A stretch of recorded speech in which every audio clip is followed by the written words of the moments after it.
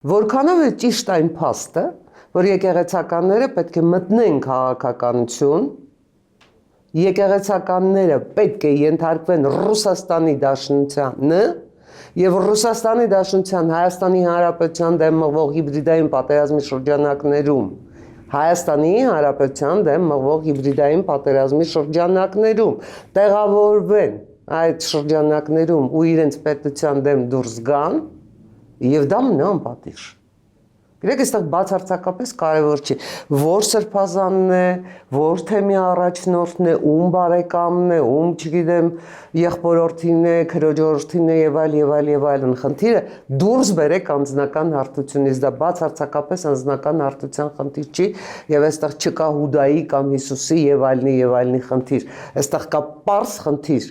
Չի կարող եկեղեցականը պետության դեմ դուրս գալ, դուրս է գալիս, եկեղեցական չպետք է լինի, այ եթե դեռ անցած տարի, երբ որ սկսում էր այդ տարբեր սակրալ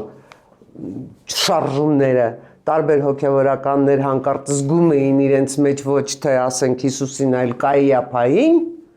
այն ժամանակ նրանք պետք է փիլոնազրկվեին, մեղմ ասած, հանեին իրենց սքեմները, հանեին իրենց վեղարները եւ ասեին, վեհապարտեր կներես, մենք գնում ենք քաղաքականություն։